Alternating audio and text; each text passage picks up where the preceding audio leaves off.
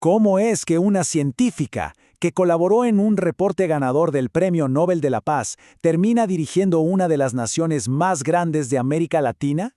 Bueno, esa es la increíble historia de Claudia Sheinbaum, la primera mujer presidenta en la historia de México. A ver, recordemos ese momento. El 2 de junio de 2024. Ese día, México vivió algo histórico. Y es que, con una victoria contundente, Claudia Sheinbaum no solo ganó una elección, no, redefinió por completo el mapa del poder en el país. Imagínense, 2 siglos, 200 años, de puros presidentes hombres, hasta que llegó ella. Y no solo eso, también se convirtió en la primera persona de origen judío en ocupar el cargo. O sea, un hito por partida doble para la historia de la nación. Ok, para entender de dónde viene la presidenta Sheinbaum, tenemos que explorar 2 mundos que, fíjense, la moldearon casi al mismo tiempo. Por un lado tenemos el rigor de la ciencia, del laboratorio, y por el otro, la pasión y el fuego del activismo político. Y aquí hay algo clave. Sheinbaum no es la típica política de carrera. Para nada. Sus bases, su formación es 100% científica. Estudió física, después se metió de lleno a la ingeniería energética y, ojo, fue la primera mujer en la UNAM en sacar un doctorado en esa especialidad. Su nivel era tal que su investigación doctoral la hizo en uno de los laboratorios más prestigiosos de Estados Unidos. Y cuando digo que su nivel era alto, no exagero. Estamos hablando de un nivel de clase mundial. Miren, antes de meterse de lleno a gobernar, fue una de las autoras que colaboraron en los informes del IPCC, sí, el mismísimo panel intergubernamental sobre cambio climático.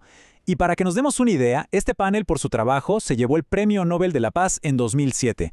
Ahí estaba ella, contribuyendo. Pero bueno, la ciencia era solo la mitad de la historia, porque en casa el ambiente era otro. Sus padres, que también eran científicos, fíjense qué curioso, estaban muy metidos en el activismo, en los movimientos de izquierda de los años 60. Así que claro, desde chica creció con esa conciencia política, algo que siempre fue de la mano con su carrera académica. Perfecto, ya tenemos a la científica, ya tenemos a la activista, ahora, ¿cómo se da el salto a la política profesional? Pues bien, aquí es donde entra en escena una de las figuras más determinantes de la historia reciente de México. Todo cambia en el año 2000. Un personaje clave, Andrés Manuel López Obrador, que en ese entonces era jefe de gobierno de la Ciudad de México.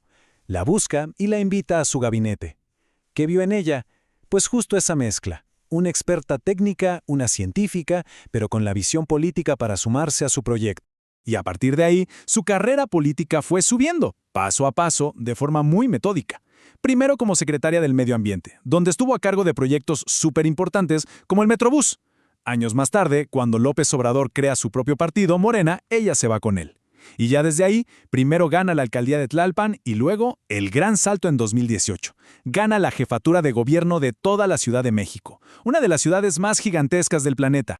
Gobernar la Ciudad de México. Esa fue sin duda su verdadera prueba de fuego.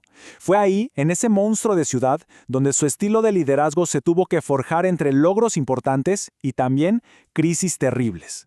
A ver, veamos las 2 caras de su gestión. Por un lado, tuvo triunfos muy reconocidos. Impulsó programas sociales que llegaron a mucha gente, como las becas para estudiantes o los centros comunitarios llamados pilares, y en movilidad pues lanzó proyectos muy innovadores como el cablebús. Pero, por otro lado, su gobierno quedó marcado por 2 tragedias, que la verdad pusieron a prueba todo su liderazgo. La más grave, sin duda, ocurrió el 3 de mayo de 2021. De repente, un tramo elevado de la línea 12 del metro simplemente se vino abajo. Ahora, el contexto aquí es fundamental.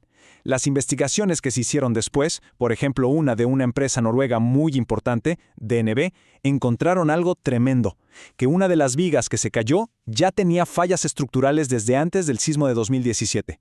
O sea, el problema venía de tiempo atrás. El saldo fue terrible. 26 personas perdieron la vida.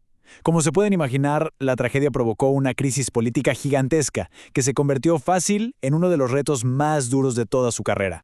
Y bueno, a pesar de estas crisis tan fuertes, ella logró no solo mantenerse, sino conseguir la candidatura de su partido para la presidencia. ¿Y con qué promesa central se lanzó? Con una muy clara: darle continuidad al proyecto de su mentor, el proyecto conocido como la Cuarta Transformación. Y la respuesta en las urnas fue abrumadora. Sheinbaum sacó casi el 60% de los votos. Para que nos hagamos una idea, Es la mayor cantidad de votos que ha conseguido un candidato en la historia moderna de México. O sea, el resultado le dio un poder y un respaldo popular que nadie puede negar. Ok, ¿y qué planea hacer con todo ese poder? Bueno, su agenda se basa en 4 pilares principales. Quizá el que más ha dado de qué hablar es el famoso Plan C, que es un paquete de reformas a la Constitución. Pero además de eso, sus prioridades son la estabilidad económica, la estrategia de seguridad y un plan de infraestructura muy ambicioso. Y hablando de infraestructura, aquí hay una de sus grandes apuestas: revivir los trenes de pasajeros en México. La meta es que para 2026 ya haya 2 rutas súper importantes funcionando al 100 y otras más ya en plena construcción. Es un proyecto enorme para volver a conectar al país sobre rieles. Claro, tener tanto apoyo significa que las expectativas también son gigantescas. Así que ahora toca ver el otro lado. ¿Cuáles son los grandes desafíos que tiene enfrente su gobierno? El panorama, la verdad, tiene de todo. En lo económico, las cosas parecen empezar bien, con una inflación controlada, por ahí del 3.69%. En seguridad, los primeros datos también son positivos, una baja del 25% en la tasa de homicidios. Pero, y este es un gran pero, la violencia de los cárteles, la extorsión, esos problemas siguen ahí, muy graves y muy presentes. ¿Y hacia afuera qué? En política exterior, sobre todo con el vecino tan complicado que es Estados Unidos, su postura se basa en lo que dice la Constitución mexicana.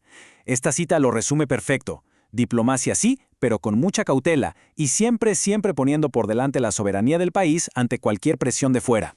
Entonces, resumiendo, ¿qué tenemos? Tenemos a una científica, con un pie en el activismo de izquierda de toda la vida, que ahora tiene en sus manos el mandato popular más grande en la historia moderna de su país.